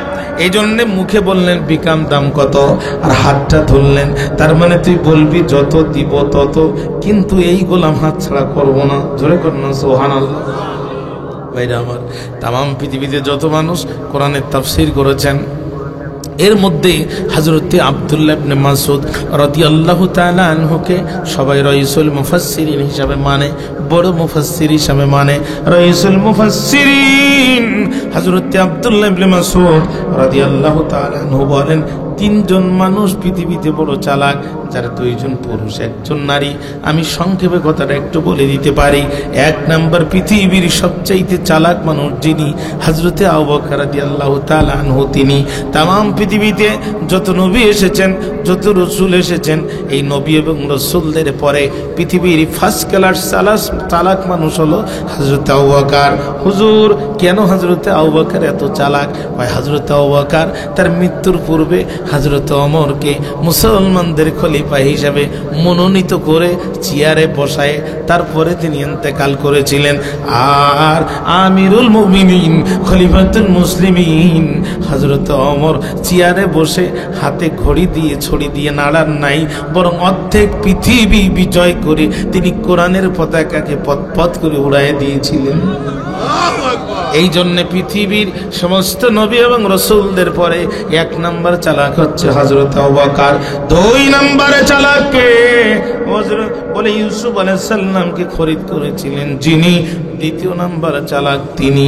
ভাইরা আমার, এই জন্য ইউসুফ আলাইহিস সালামের হাতটা ধরে আজিজ মিসর তদানীন্তন মিশরের অর্থমন্ত্রী পুতিফার বলেন, বিকাম দাম কত, বলবি যত দিব তত, কিন্তু এই গোলাম হাত ছাড়া করবো না। ও প্রাণের ভাইরা, এই কথা যখন বললেন, যে দাম বললেন সেই দামে খরিদ করে ইউসুফ আলাইহিস সালামের হাতটা ধরে আজিজে মিসর তার বাড়ির সামনে দাঁড়ায়া সুন্দরী স্ত্রী জুলেখাকে উদ্দেশ্য করে যে বক্তব্য দিয়েছিলেন, আল্লাহ তাআলা আজিজে মিসরের মুখের বক্তব্যকে কোরআনের আয়াত বানায় দিয়েছে। আল্লাহু আকবার বলতে মন চায় না। وقال الذي اشتراه من مصر لامرأته أكرمي مثواه عسى أن ينفعنا أو نتخذه ولدا।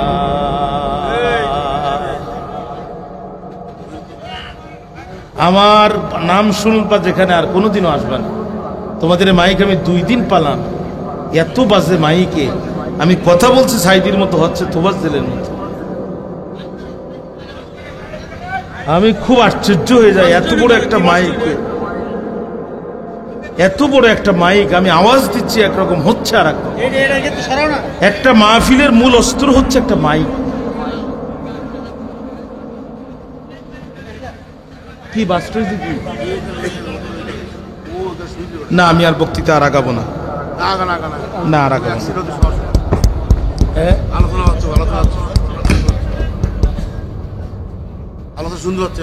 একটা মাহফিলের মূল অস্ত্র হচ্ছে একটা মাইক, এটা মাথায় রাখতে হবে। আমরা কিলোমিটারের পর কিলোমিটার জার্নি করি। সেই অক্টোবরের 13 তারিখ থেকে প্রোগ্রাম শুরু করেছে, আজ পর্যন্ত একটা দিন, দিনে একটা, রাতে একটা, দিনে 2টা। আমাদের শরীর খারাপ থাকে, গলা বসা থাকে, মাইকটা যখন ভালো পাই তখন আমাদের জানটা এমনি খুশি হয়ে যায়, তাই না? না, আমাদের তো আর কোনো অস্ত্র নাই। কোনো অস্ত্র আছে? এই কথাগুলো সব মাথার ভিতরে সাজানো, এখানে একটা ডায়রিও নাই। আর মাইক যদি বারবার এইভাবে ডিস্টার্ব করে তাহলে কেমনে সম্ভব? বলে একটা আওয়াজ দেন, আল্লাহু আকবার। মনোযোগ আছে আমার দিকে? ভাইরা আমার, আজিজে মিসরকে উদ্দেশ্য করে, আজিজে মিসর সুন্দরী স্ত্রী জুলেখাকে উদ্দেশ্য করে যে ঐতিহাসিক বক্তব্য দিয়েছিল, আজিজে মিসরের মুখের বক্তব্যকে আমার আল্লাহ কোরআনের আয়াত বানায় দিয়েছে। আল্লাহু আকবার বলেন।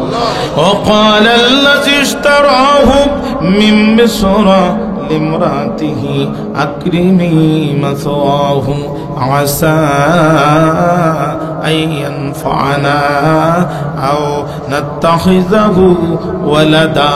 জোরে আল্লাহু আকবার।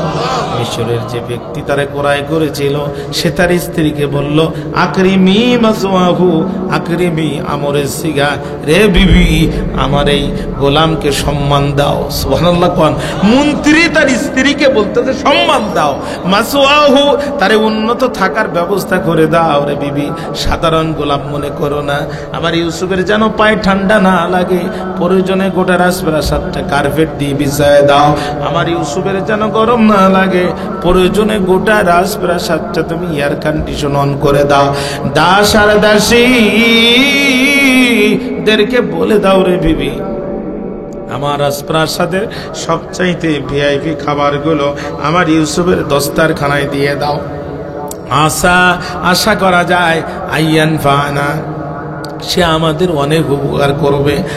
অথবা তোরা আমার দীর্ঘ দাম্পত্য জীবনে কোনো সন্তান হয় নাই, তুমিও বাবা আমিও বাবা হতে পারি নাই, তুমিও মা হতে পারো নাই। আগামীকাল মিশরের কেন্দ্রীয় প্রেস ক্লাবে আমরা সাংবাদিক সম্মেলন করব, ইউসুফকে মাঝখানে বসাবো, আমি এক পাশে বসবো আর তুমি এক পাশে বসবা। গোটা জাতিকে সাক্ষী রেখে নাত্তাখিজাহু ওয়ালাদা, ইউসুফকে আমাদের সন্তান বলে ঘোষণা করব।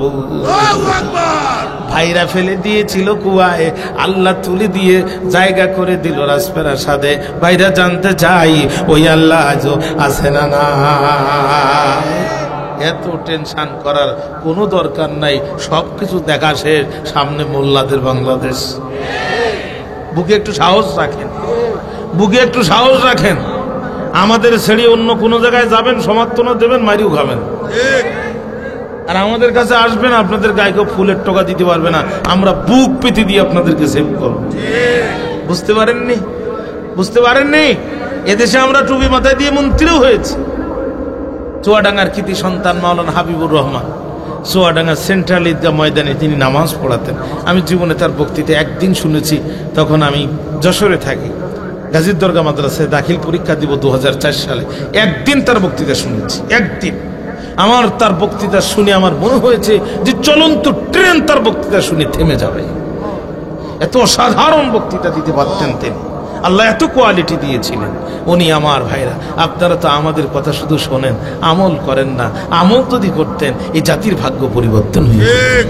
মাওলানা হাবিবুর রহমান চুয়াডাঙ্গা সেল্টান ঈদগার তিনি খতিব, তিনি নামাজ পড়ান। স্বাধীনতার পরে তিনি গ্রেপ্তার হয়ে গেলেন। চুয়াডাঙ্গার মানুষ মিছিল করে বলল, হাবিবুর রহমান ছাড়া এই ঈদের মাঠে নামাজ পড়াবে যে, কল্লা হারাবে সে। 5 লাখ টাকা দিলেও কেউ যাবে? যদি এক মুসল্লি দা নিয়ে নামাজ পড়তে যাবে কেউ? ভাইরা আমার, শেষ পর্যন্ত মাওলানা হাবিবুর রহমানকে জামিন দিয়া নামাজ পড়ায় আবার ভিতরে ঢোকায় দিল। মানুষজন খুশি হয়ে তারা 90 পার্লামেন্টে এমপি হিসাবে পার্লামেন্টে পাঠাই দিল। মাওলানা হাবিবুর রহমান পার্লামেন্টে দাঁড়িয়ে স্পিকার, মাননীয় স্পিকার, আমি একটু আল্লাহর জমিনে আল্লাহর দিন, আল্লাহর আইন কেন কায়েম করতে হবে এই প্রসঙ্গে একটু কথা বলতে চাই, আমাকে একটু সময় দেন। স্পিকার বললেন 10 মিনিট। মাননীয় স্পিকার একটু বাড়ায় দেন, গুরুত্বপূর্ণ বিষয়, খুবই জনগুরুত্বপূর্ণ বিষয়। আল্লাহর আইন না হলে এই ব্রিজ কালভার্ট দিয়ে আপনি জাতিকে উন্নত করতে পারবেন না। আল্লাহর আইন ছাড়া এই জাতি বিশ্বের দরবারে মাথা উঁচু করতে পারবে না। আমি এই পয়েন্টের উপর কথা বলতে চাই, একটু বাড়ায় দেন সময়টা।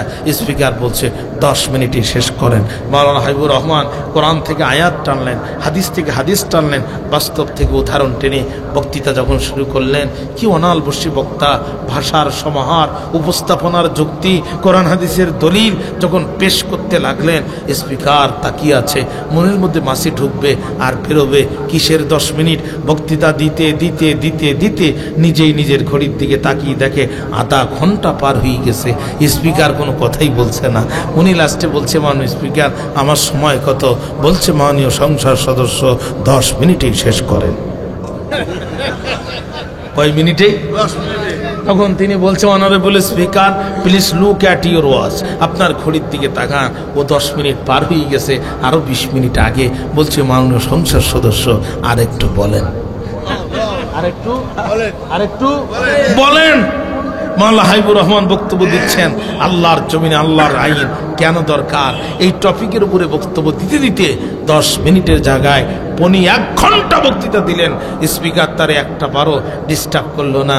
শেষে যখন ছেড়ে দিলেন, স্পিকার বলছে, মাননীয় সংসদ সদস্য থ্যাংক ইউ ভেরি মাচ, অসংখ্য ধন্যবাদ, তবে আপনার বক্তব্য শোনা গেল কিন্তু মানা গেল না। কি গেল না? মানা গেল না। আমাদের অবস্থায় তাই, আমরা কোরআনের কথা রাতকে রাত বসে বসে শুনে জীবন পার করে দিলাম, মানলাম না। যতদিন পর্যন্ত মানব না ততদিন এই ভাগ্যের পরিবর্তন হবে না।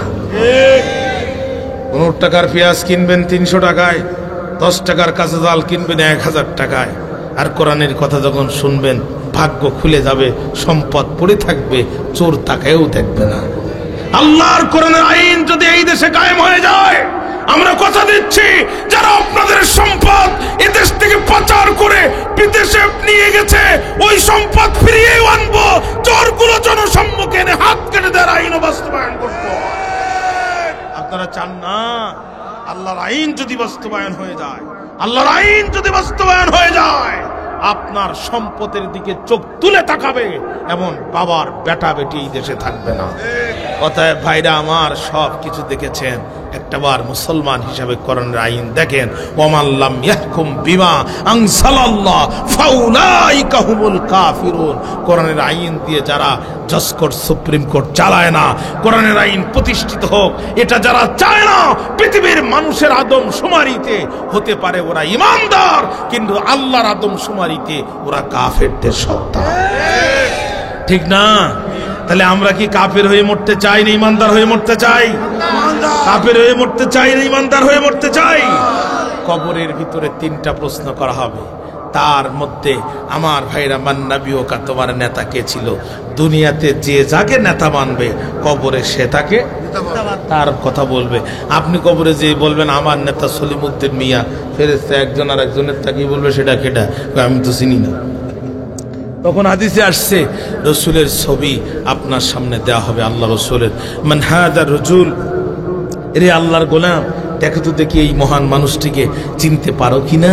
এখন যদি আপনি রসুলের সুন্নত মানেন তাহলে নবীকে চিনতে পারবেন, কিন্তু হাদিসে এ কথা বলা হয়নি ওখানে রসুলের কোন ছবিটা দেওয়া হবে, টুপি পরা ছবি, দাড়ি পরা ছবি, পাগড়ি পরা ছবি, নাকি উহুদের ময়দানে আল্লাহর নবীকে উল্টা করে ফেলে দিল, হেলমেট ভেঙ্গে নবীজির মাথার ভিতরে ঢুকে গেল, কোন ছবি ওখানে দেওয়া হবে এটা কিন্তু বলা হয়নি। কবরে যদি নবীকে চিনতে হয় টুপি, দাড়ি, পাগড়ি, পাঞ্জাবি যেমন পড়তে হবে, ইসলামের প্রয়োজনে রাজপথে দুফোঁটা রক্তও দিতে হবে। কথা কি বুঝতে পেরেছেন? তাহলে আপনি নবীকে চিনতে পারবেন।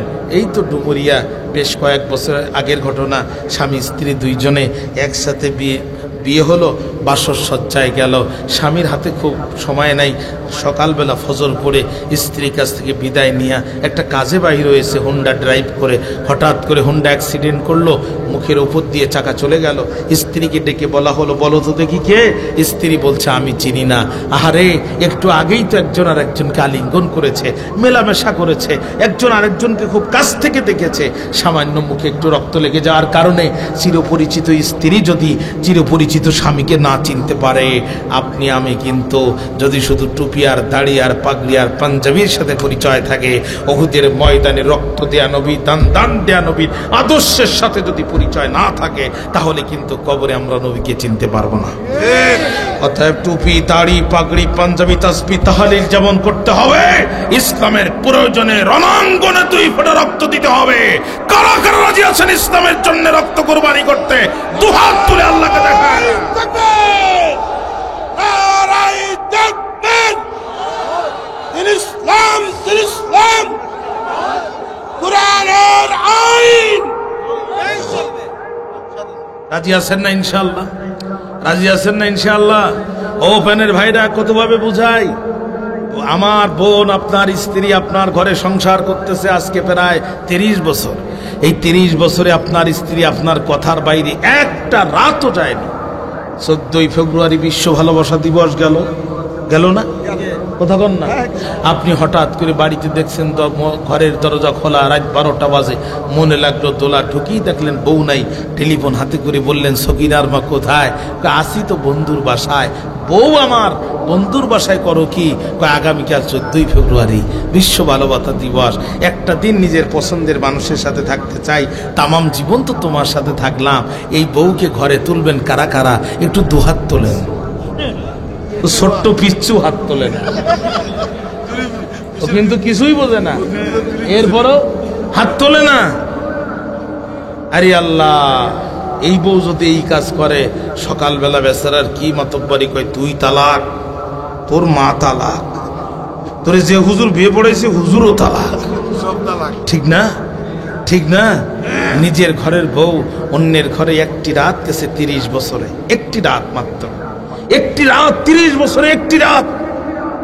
30 বছরে অন্যের ঘরে একটি রাত যাওয়ার কারণে বউ যদি 3 তালাক হয়ে স্বামীর ঘর থেকে বিতাড়িত হয়, আল্লাহর দেয়া হার্ট, আল্লাহর দেয়া কিডনি, আল্লাহর দেয়া জমিনে দাঁড়িয়ে জীবনে কতবার আল্লাহর ইসলামের বিরুদ্ধে তুমি মিছিল করেছো, তুমি মিটিং করেছো, তুমি আন্দোলন করেছো, পকেটের টাকা খরচ করেছো, বান্দার নাম থেকে বহুত আগেই আল্লাহ তোমাকে নামটা কেটে দিয়েছে।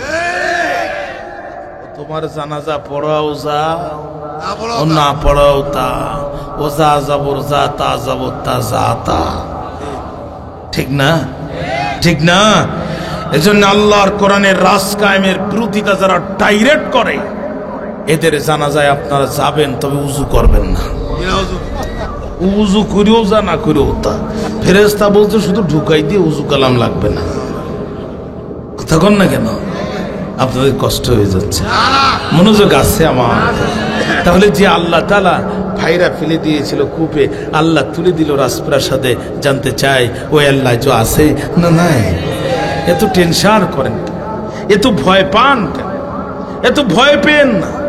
ডায়াবেটিসের রুগী যারা চিনি দেখলে ভয় পায়, তারা যাদের ডায়াবেটিস নাই, ঝোলা গুঁড়ো সমস্যা নাই। ঠিক না? শুধু দিতে দেরি, শেষ হতে দেরি নাই। ঠিক না? তার ইসলামের উপরে আঘাত দেখলে মুনাফিক ভয় পায়, মুমিন কখনো ভয় পায় না। মুমিন কখনো, কারণ অন্ধকারের আড়ালে সূর্য হাসে। জোরে বলেন ঠিক না? এদেশের মানুষ ইনশাআল্লাহ কোরআনের রাজ কায়েমের জন্য এক সময় বুক উঁচু করে দিবে, জীবন কুরবানি করে দিবে। জোরে বলেন কথা ঠিক কিনা? জোরে বলেন কথা ঠিক কিনা? ভাইরে আমার, আল্লাহ বলছেন ওয়াকাযালিকা মাক্কান্না লিইউসুফা ফিল আরদ, নবী আমি আল্লাহ ইউসুফকে জমিনে এইভাবে প্রতিষ্ঠিত করেছিলাম, ওয়ালিনুআল্লিমাহু মিন তাউইলিল হাদিস, তাকে স্বপ্নের ব্যাখ্যা শিক্ষা দেওয়ার জন্য। ওয়াল্লাহু গালিবুন আলা আমরিহি, আর আমি আল্লাহ তাআলা সেই আল্লাহ যে আমার সিদ্ধান্ত বিজয়কারী। জোরে বলেন, জমিনে কার সিদ্ধান্ত বিজয় হবে? জমিনে কার সিদ্ধান্ত বিজয় হবে? এই দেশে আজীবন ক্রসফায়ার চলবে, এটা নরেন্দ্র মোদীর সিদ্ধান্ত ছিল, আর আল্লাহর সিদ্ধান্ত ছিল না তোর দালাল এই দেশে পিছনের দরজা দিয়ে পালাবে। বাইরে স্পষ্ট ভাষায় বলছি, সর্বোচ্চ শক্তি দিয়ে বলছি, ইমানের বলে বলছি, দেহের সবটুকু শক্তি কণ্ঠের আগায় উদিত করে বলছি, আল্লাহর কসম আমরা ভারতকে ভয় পাই না। ভারতকে যারা ভয় পায় তারা মুনাফিকের বাচ্চা। আমরা ভারতকে ভয় পাই না। ভারতের সাথে আমাদের লড়াই করতে হবে, এটা রাসূলুল্লাহর ওয়াদা। এই লড়াইয়ে যারা অংশগ্রহণ করবে তারা বিনা হিসেবে আল্লাহর জান্নাতে চলে যাবে। আমরা ভারতকে ভয় পাই না, ভারতকে ভয় পায় যারা মুনাফিক। তারা কথা বলেন না কেন? ও তোমাদেরও পোষা পেঁয়াজ আমাদের আর লাগবে না, ও তোমরাই খাও। এখন আমাদের বাজারে যে পেঁয়াজ, 2 পেঁয়াজে 1 কেজি, ও খাওয়াও যাবে, ঢিলও মারা যাবে। কথা কন না কেন? খাওয়াও যাবে। হ্যাঁ, এখন বেনাপোলার ভোমরার বর্ডারে এসে ট্রাক নিয়ে রেডি, সে উঠতে দাও, ইউনুস চাচা বলতে আর হবে না, তোমরাই খাও। কারণ যারা আমার দেশে তার দালাল সরকার বসাইয়ে 18টি বছর ক্রসফায়ার চালিয়েছে, ওদের মাল আমরা খেতে চাই না। কথা কেন বলেন না? তোমরাই খাও, তোমরাই খাও। আর আমাদের প্রধান উপদেষ্টাকে যেন তেন জিনিস মনে করুন, এটা পিএইচডি হোল্ডার, ইউনিভার্সিটির প্রফেসর, অক্সফোর্ড, ক্যামব্রিজ, হার্ভার্ড তারে হায়ার করে নিয়ে যায়, বক্তব্য দেয়। পৃথিবীর সেরা শিক্ষিত মানুষগুলো খাতা কম্বল নিয়ে, এই খাতার কলম নিয়ে এইভাবে তার মুখের দিকে তাকিয়ে থাকে। খুব ভালোভাবে টের পেয়েছে, খুব ভালোভাবে টের পেয়েছে মুসলমানরা বিপদে পড়লে দোয়া ইউনুস, আর দেশ এখন বিপদে পড়েছে এখন ডক্টর ইউনুস। কথা কন না কেন? এই জন্য নববর্ষ পার হওয়ার 27 দিন পরে এসে মোদি আমাদের প্রধান উপদেষ্টাকে শুভেচ্ছা জানাতে বাধ্য হয়েছে, ও ঠেলা টের পেয়েছে। কথা কন না কেন? কথা কন। আর ভারতের ওই যে এক সাংবাদিক আছে, কলম বিক্রি করার মতো লাভ হয়, চিংড়ি মাছের মতো, ও প্রত্যেক দিন দেখাচ্ছে ভারতের উগ্রপন্থীরা নাকি বাংলাদেশে হামলা করার জন্য সীমান্তে ভিড় জমাচ্ছে। আমরাও তো বলছি দাদা শুধু একবার ঢোকো। পাকিস্তান 90,000 সৈন্য নিয়ে এই দেশে 9 মাস টিকতে পারেনি। কথা বলছেন না কেন? আর তোমাকে যে অস্ত্র, গুলি মারলে তো গুলি সামনের দিকে যায় না, শুধু পিছন দিকে যায়। আর এই দেশে নদী নালা খাল বিল এত বেশি, ওই একটা ট্যাঙ্কও পার হতে পারবে না। আর 18 কোটি মুসলমান হাতের মুষ্টি মেরে নারায়ে তাকবীর আর আল্লাহু আকবার আওয়াজ যখন দেবে, থুতি নিয়ে পালানোর টাইম পাবা না। ঠিক না? অতএব আমরা ভারতকে ভয় পাই না। ভারতকে যারা ভয় পায় তারা মুনাফিক। জোরে বলেন কথা ঠিক কিনা? গাজওয়াতুল হিন্দ অনুষ্ঠিত হবে, রাসূলুল্লাহর ওয়াদা। এই যুদ্ধে যারা অংশগ্রহণ করবে, রাসূল বলছে তারা বিনা হিসেবে জান্নাতে চলে যাবে। অতএব আপনারা কি ভারতকে ভয় পান? আমরা ভারতের গোলাম হতে চাই না, আমরা আল্লাহর গোলাম হতে চাই। কারা কারা রাজি আছেন দু হাত তুলে আল্লাহকে দেখায় দেন। আল্লাহ তাআলা হাত দুটো কবুল করো, জোরে কোন আমিন। তাহলে এখন যে আয়াতে কারিমা আমি তেলাওয়াত করেছিলাম, জবান খুলে বলেন, জমিনে প্রতিষ্ঠিত করবে কে? জমিনে প্রতিষ্ঠিত করবে কে? এই জমিনে কার সিদ্ধান্ত বাস্তবায়ন হবে? আর আল্লাহর সিদ্ধান্ত হচ্ছে লিইউযহিরাহু আলা দ্বীনি কুল্লি, মানব রচিত সমস্ত জীবন ব্যবস্থা মাটির সাথে কবর রচিত হবে, আল্লাহর দ্বীন এই জমিনে কায়েম হবে। এই মিছিলে আপনি থাকেন বা না থাকেন সেটা আপনার সিদ্ধান্ত। আপনি এই মিছিলে থাকলেও ইসলাম কায়েম হবে, আপনি এই মিছিলে না থাকলেও ইসলাম কায়েম হবে। আপনি তো মিছিলে শামিল থাকবেন পরকালে আপনার নাজাতের জন্য। ঠিক না বেঠিক? প্রিয় ভাইরা, সর্বশেষ একটি উদাহরণের মাধ্যমে বক্তব্য শেষ করব। সেটি হচ্ছে, আপনারা সক্রেটিসের নাম তো শুনেছেন, শুনেছেন না? উনি রাস্তা দিয়ে হাঁটতেছেন, চাঁদনি রাত, আকাশের দিকে তাকাচ্ছে, চন্দ্র কোন দিকে যায়, সূর্য কোন দিকে যায়। হঠাৎ করে স্লিপ কুইয়ের ড্রেনের ভিতরে ঢুকে পড়েছে। এখন শহরের ড্রেন কি ময়লা, এটা আপনারা জানেন। প্রথম ডুব দেওয়ার পরে চেনা যাচ্ছে না এটা সক্রেটিস না এমনিটিস। আর সিনাই যায় না, মুখও খুলতে পারে না, কাদা ঢুকে যায়। খুব কষ্ট করে মুখটা ঢুকে বলছে, এনিওয়ান প্লিজ হেল্প মি, কেউ আসো আমাকে একটু সাহায্য করো। একজন পাশে যেয়ে বলছে, হু আর ইউ, তুমি কে? বলছে, আই এম দার্শনিক, আই এম প্রিন্সিপাল সক্রেটিস, আমি দার্শনিক সক্রেটিস। লোকটি বলছে, এত রাত্রি ড্রেনের মধ্যে আবার কি দর্শন তালাশ করো? বলছে, আমাকে আগে তোলো, তারপরে বলতেছি। তোলা হলো, ওরে বলতেছে, তুমি কেন ড্রেনের মধ্যে? ভাই আমি একবার চন্দ্রের দিকে তাকালাম, আর একবার তারার দিকে তাকালাম, এই চন্দ্র সূর্যের গতিবিধি কেমনে কিভাবে হয়, এই দেখতে দেখতে আমি ড্রেনে পড়ে গেছি। লোকটা বলছে, সক্রেটিস, এতদিন মনে করতাম তুমি চালাক মানুষ, তুমি দার্শনিক মানুষ, কিন্তু আজকে আমি বুঝে গেছি তুমি 100% বোকা। কেন? যে ব্যক্তি আর একজনের গতিবিধি দেখতে দেখতে নিজের গতিবিধি হারিয়ে ড্রেনে পড়ে যায়, এই কোনোদিন চালাক হতে পারে না। আমাদের পরিস্থিতিও কিন্তু তাই। কে কি বলল, কোথায় কি দৌড়ালো, কে আসলো আর কে গেল, এই দেখতে দেখতে আপনার আমার হায়াতের পুঁজি কিন্তু বরফের মতো গলে গলে আমরা কবরের দিকে রওনা দিচ্ছি। কোন মুহূর্তে মালাকুল মউত বুকের মধ্যে হাত দিবে বলা যায় না। আসুন সিদ্ধান্ত নিই, পরিবারকে বুঝাই, সন্তানকে বুঝাই, বাবাকে বুঝাই, কন্যাকে বুঝাই, জামাইকে ডেকে আনি। সবই তো দেখলাম, এবার আল্লাহর কোরআনের পক্ষে একটু মুসলমান হয়ে সম্মিলিত আওয়াজে স্লোগান তুলতে চাই। সব কিছু দেখা শেষ, এবার আল কোরআনের বাংলাদেশ। রাজি আছেন না? আল্লাহ তাআলা আমাদের তৌফিক দিক। দোয়া হবে।